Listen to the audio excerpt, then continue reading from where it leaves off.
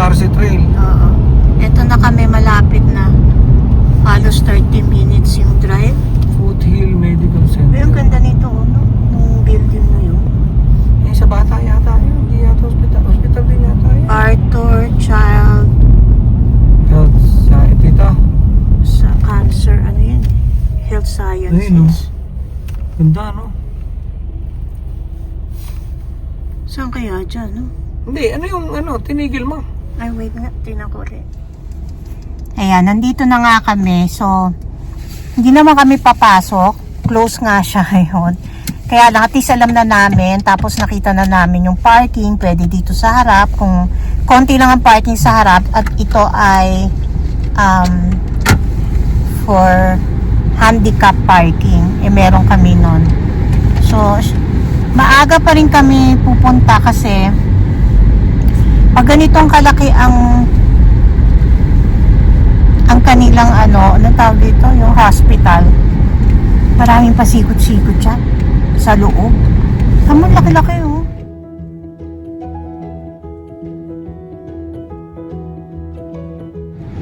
Good morning. Madilim-dilim pa sa paligid. It's almost 8 a.m. Today is the day. Very important again kasi may MRI ako sa brain. Doon sa pinuntahan namin ng isang araw para chinek na namin yung place kung paano kami makakapunta doon kasi medyo malayo. Siguro mga 30 minutes drive kami. Eh baka ma-traffic, so 8 a.m. pa lang ay paalis na kami. So 9:30 naman ang aking MRI. Yun. So see you later. Explain ko na lang mamaya kung ano pa yung dapat kong i-explain.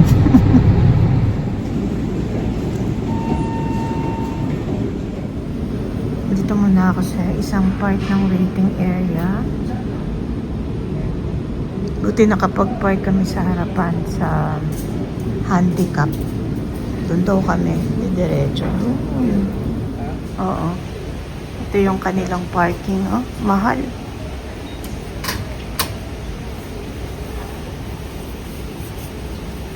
At $10, 2 hours. Pwede na rin. This is bagel, everything bagel with bacon, egg, lettuce, and tomato. Tapos coffee.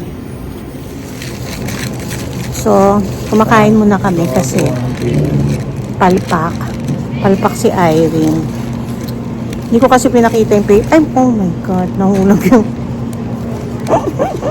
nahulog yung egg. Ayan o. Ang laki ng egg. Kunin mo yung egg. Hindi ako mahilig sa egg. Ha? You want to get the egg? Ha? Ay, oh my God. Everything's falling.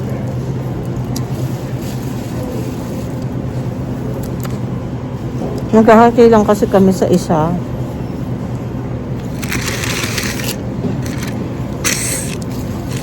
Na bagel.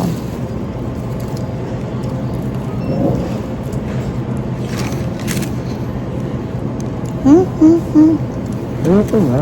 Ayaw mo.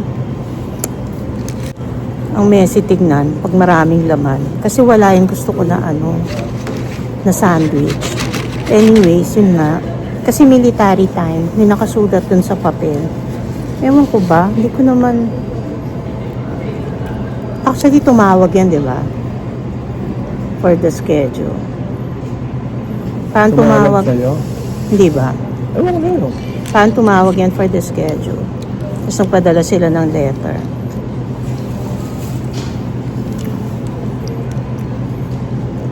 So, ang mali,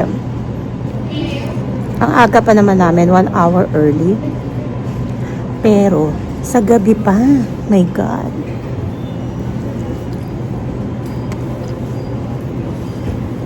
Ang eng-eng ko.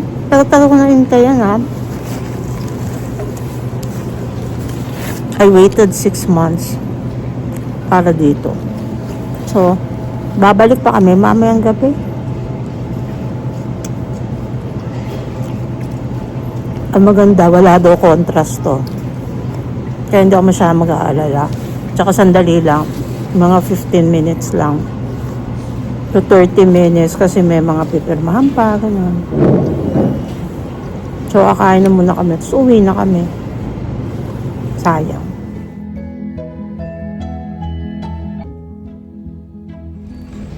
Tapos na. I'm so tired and I have a headache and I felt dizzy, so they gave me a wheelchair. I will explain later what happened. Sorry for the messy hair because I just came from the I just came from my MRI. Wait. Yung bahay na, 10:30 na. Bumili na lang ako sa 7-Eleven ng kasi wala nang kakainan. So, ba yan? 4 na ganyan. Tas wedges, tsaka isang ranch. $5 yan. Tapos, yan, 2 cheese pizza. Itong lahat is 8 something. Tapos, meron akong free na coffee. Yun. Initin ko na lang to sa non-stick pan. Good afternoon. May pupuntahan kami kasi nagpa-schedule si husband ng chiropractor. May konti pa ring snow, oh. Pero hindi na malamig ngayon na positive na siya. Ayan. Tsaka hindi na siya masyadong malamig. Pero madulas ang daan. Kaya susunduin niya ako dito sa harap. Ayan. Papasok niya. Kasi ang dulas kaya niyan. O siya, see you later. Nandito na kami. Ayan o, Walden Chiropractic and Massage. Nakita ako, ayan o, Moriel's Oasis Market. African groceries. Interesting, ha? Teka, andun na si husband. Susunod na ako. First time dito, so we don't know kung okay itong clinic na to. At isa pa, first time din niyang magpa-chiropractor. Okay, mamaya uli. Yan, pinagpalit kami ng tsinelas, oh. Kasi nga, maano sa labas, oh. Maputik-putik na yan. Dito na kami, oh. Diba? Yan yung pupo siya na. So, the following day na to, teka nga parang, so, the following day na to, alis uli kami ni husband kasi, parang natuwa ako doon sa chiropractor na yung gagawin sa kanya. So, nakita ko kasi yun dati yung sa video ni Katrina Halili, di ba nagpaano sila nung anak niya. So, gusto ko rin magpa-putok ng buto. Yung nag-crack ng bones. Pero hindi ko pa alam kasi today is my assessment muna. So, papaliwanag muna. Tapos maraming question dun sa form na pinirmahan ko. Okay, so go na kami. My appointment is 1:10 p.m.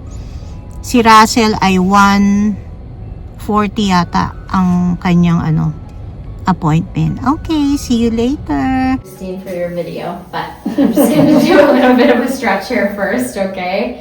Again, I'll let you know what I'm going to do before I do it, so if anything feels like it's too much or anything, you just let me know, okay? Okay. Okay. So I'll just stretch out the low back a little bit first. Then we'll start with adjusting the low back. I'm going to use my table for that. And then we'll do a couple of those little clicks, and then we'll give you a little squish, okay? Mm-hmm.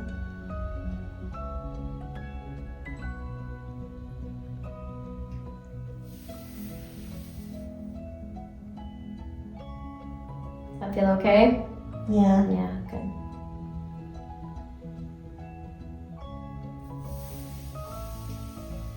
Okay, so we'll start with this low back here, okay? So I'm gonna use my drop table for that. You're just gonna lay there and stay the same. You're gonna feel the table pop up under your hips like this, okay?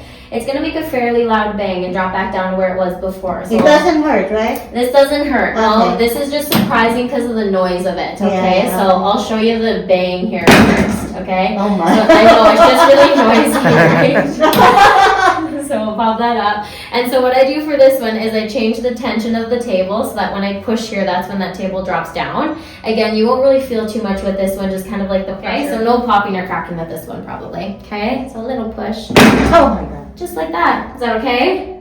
Oh, done? Yeah, that was it. We'll do a couple more Oh, yeah. now. That's okay? Okay, we'll probably do 2 or 3 more pushes there, okay? Good.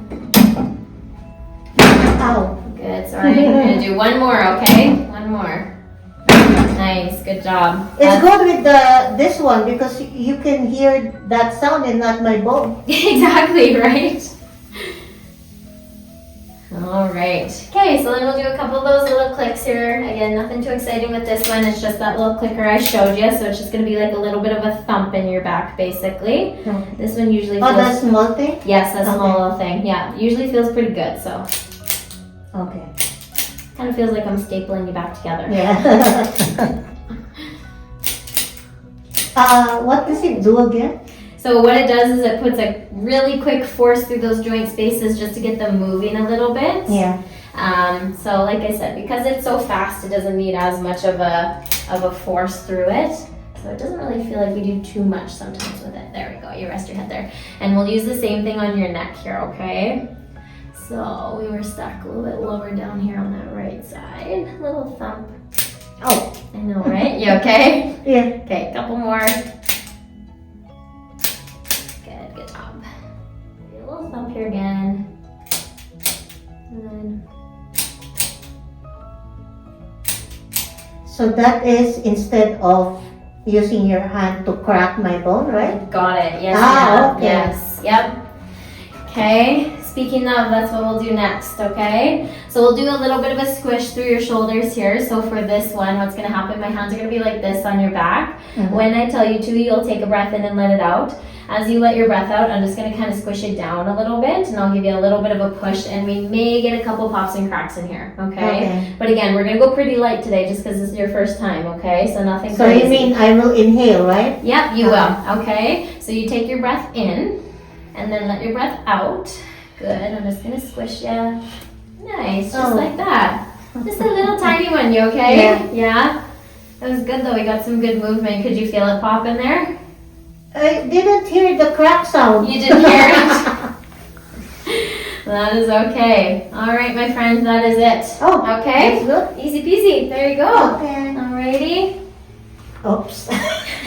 It stopped filming. This as well, okay?